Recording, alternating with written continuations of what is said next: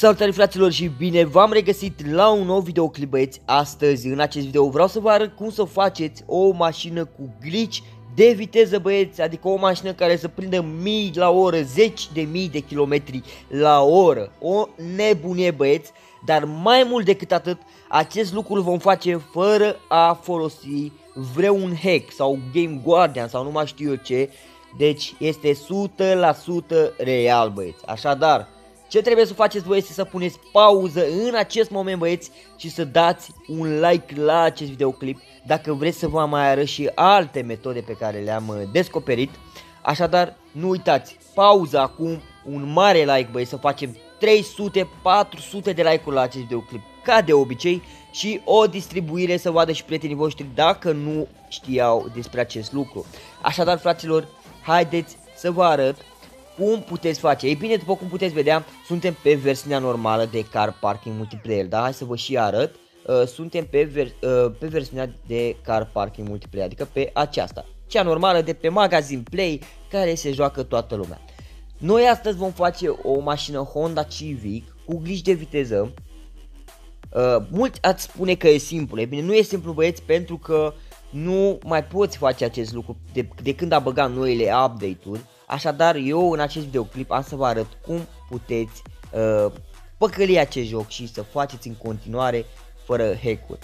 Așadar, băieți, după cum puteți vedea, aceasta este mașina. Hai să vă și arăt că nu avem niciun fel de hack pe ea. Avem 175 HP, 550 Nm, etc. Da, bun. Hai să vă arăt repede că nu avem niciun hack pe ea și că nu funcționează momentan niciun glitch de viteză, niciun nimic pe ea. Așadar, dacă o dădeam în manual și o dădeam pe all-wheel drive, da, ar trebui să funcționeze, să avem glitch de viteză, dar stați așa că nu eram pe manual. Dar după cum puteți vedea, băieți, nu funcționează pentru că mașina nu are momentan glitch de viteză. Așadar, bun, mergem acasă la meniu și mare atenție, acum ce trebuie să faceți este să vă delogați. Delogați-vă de pe contul vostru.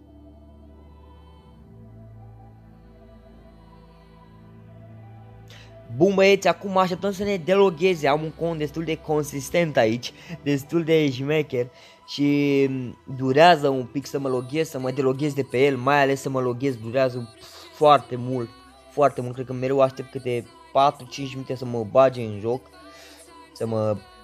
când dau login mă refer. Așadar, după ce v-ați delogat, fraților, da, ieșiți din joc. Așa, bun, ne-a delogat. Acum puteți ieși din joc și duceți-vă în descriere și descărcați această aplicație, băieți, Aptoide. Nu știu sigur dacă puteți descărca ceea ce urmează să vă spun eu să descărcați și fără a instala Aptoide sau nu, dar eu zic să-l instalați cum am făcut și eu, pentru că e o aplicație foarte șmecheră. Op, ce am făcut? Hai că da. Bun, băieți, descărcați Aptoide. După ce ați descărcat Aptoide, duceți-vă în el, da, deci duceți-vă în Aptoide și căutați așa, Real Car Parking. Real Car Parking. Deci voi încercați să fac acest videoclip cât de repede pot eu, tocmai pentru a nu lungi foarte mult sau a face chestii inutile. Așadar, băieți, da, îmi cer scuze dacă durează totuși cât de cât. Da, deci căutați acest Real Car Parking deci căutați Real Car Parking și dați pe Real Car Parking 3D. Aici, băieți, dați mai jos și dați la alte versiuni. Aici va trebui să dați în jos, să dați pe versiunea 5.9.0. Dați pe ea și instalați-o, băieți. Instalați-o, atât trebuie să faceți. Instalați această versiune și mergeți la ea. Bun, băieți, aici ce trebuie să faceți este să vă logați. Logați-vă pe ăsta cu e-mail-ul și parola voastră.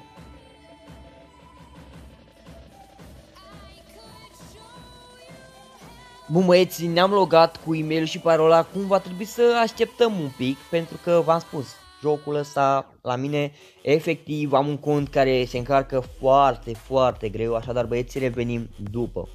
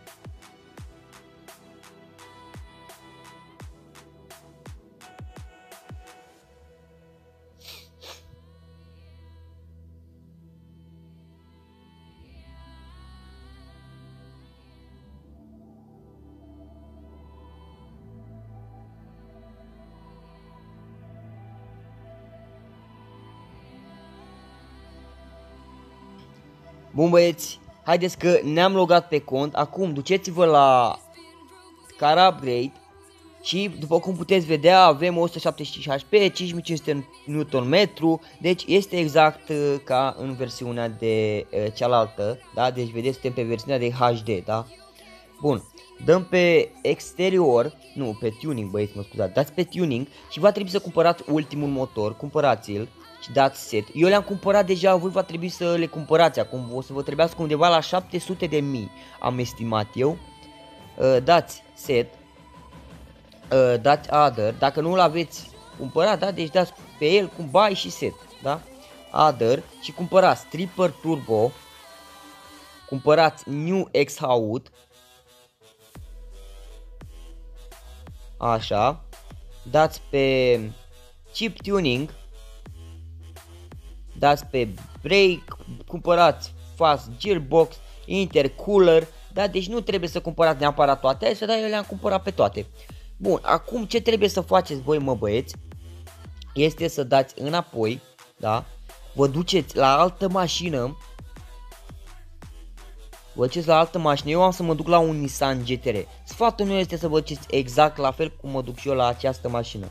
Car upgrade, tuning și apăsați pe motorul V10 5.0, adică acesta. Apăsați pe el și dați înapoi, băieți. Dați înapoi, încă o dată înapoi, dați stânga sau cum ați mers voi, în direcția în care ați mers voi și dați aici la mașinuța noastră înapoi, tuning și dați buy. Mare atenție, acum dați buy. Perfect. Acestea sunt valorile care voi trebuie să le îndepliniți atunci când faceți o mașină cu glitch de viteză. Da, băieți, i-am făcut tot ce trebuie, acum dăm înapoi și dăm la gearbox. Iar la gearbox va trebui să dați toate astea în partea dreaptă, băieți. Dați toate astea în partea dreaptă. All-wheel drive, da? Și dăm done. Și cam atâta tot, băieți. Acum haideți să o testăm, să vedem dacă am reușit să o facem.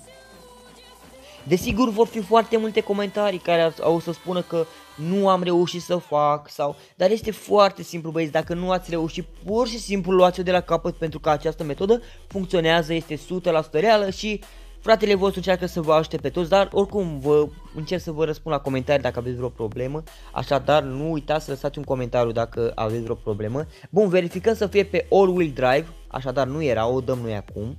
Și o dăm pe manual, băieți. O dăm pe manual. Haide, bă. S-a înțepat jocul, mă, băieți. Mamă, s-a înțepat jocul, efectiv. Băieți, s-a înțepat jocul, efectiv s-a înțepat jocul. Mamă, ce ciudat, mă, băieți. Bun, nu știu ce a pățit. Hai să repornim jocul.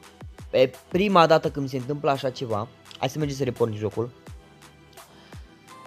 Da, deci nu vă faceți griji că nu vă luați niciun fel de bani, niciun fel de nu știu ce. Nu se întâmplă absolut nimic, da? Deci nu vi se va întâmpla absolut nimic. După cum vedeți, valorile s-au schimbat aici, da? Dar nu vă faceți griji, voi în continuare aveți mașina cu hack acum, da? Dați înapoi, hai să mergem să-i facem un testul ăla.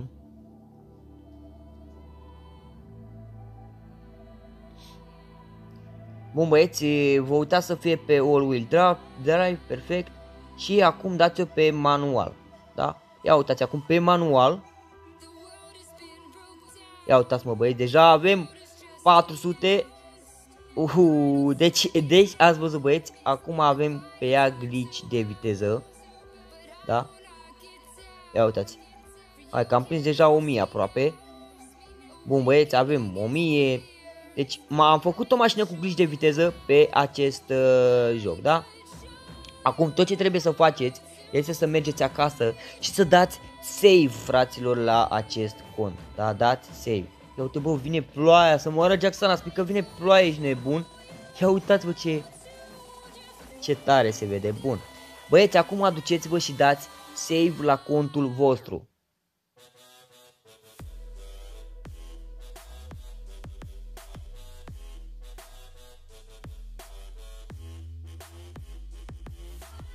Bun, băieți, după ce ați dat save, ieșiți din joc și duceți-vă la Car Parking Multiplayer și aici va trebui să vă logați la loc, da? Vă logați-vă pe versiunea actuală 4.7.0, iar mașina voastră va avea glitch de viteză. Ia să vedem, ne logăm și revenim. Bun, bă, fraților, ne-am logat și noi după 10 ani, 2000 years later. Bun, ne-am logat, așadar, după cum puteți vedea, suntem aici cu, vedeți, da, suntem pe aplicația noastră 4.7.0, vă și arăt imediat, hai să vă și arăt, băieți, că suntem pe 4.7.0. Da, deci deschideți, ia uitați, da, avem 4, ia să vedem unde arată aplicația. Bun, 4.7.0, vedeți, da, 4.7.0, așa, și dăm deschideți, vedeți, da, suntem pe ăsta. Dacă mergem la car upgrade, vedeți, da, avem 5500, 5600 Nm la torque. Bun, deci astea sunt valorile care le-am făcut mai devreme pe celălalt joc, cealaltă versiune. Da? Acum haideți să vă arăt, hai să vedem dacă avem același gearbox, că este foarte important, este același gearbox. Done. Și mergem să vă arăt că funcționează acest glitch de viteză foarte bine, da? M-aș fi băgat pe online, mă, băieți, dar nu știu de ce nu mai înregistrează vocea jocul meu. Înțelegeți voi? Sau haideți să mergem direct pe online, hai să stați așa să vedem dacă putem face noi. Să vedem, poate putem face ceva. Dăm aici informație, aplicație. Și oprim microfonul la... unde e, mă? La permisiuni. Dar văd că nu avem microfonul. Deci haideți să ne băgăm direct pe online. Hai că nu avem microfonul. Dăm pe online. Perfect. Și refuzăm microfonul. Bun, perfect. Așadar, băieți, ca să vă arăt că funcționează, vom face chiar și niște curse. Vom face niște curse aici cu băieții. Ia să vedem. Op, stau, mă, vino. Ia să vedem dacă se întrece ăsta cu noi. Nu se întrece cu noi. Ia să vedem. Îl provocăm pe ăsta din față. Nu vrea. Hai cu ăsta. Bă, tată, bă, să face. Băieți. Da, deci ca să aveți grijă de viteză, nu uitați. O dați pe manual sau mai merge și așa din când în când. Deci vreau să vă arăt într-o cursă, bă, fraților.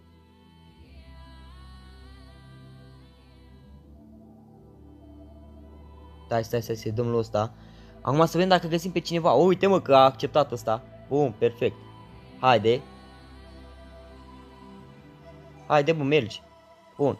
O dăm pe manual, băieți. Și car upgrade să fie all-wheel drive și accelerați-o. Dați în trompă, băieți. Ia uitați, avem 400, 500, 700.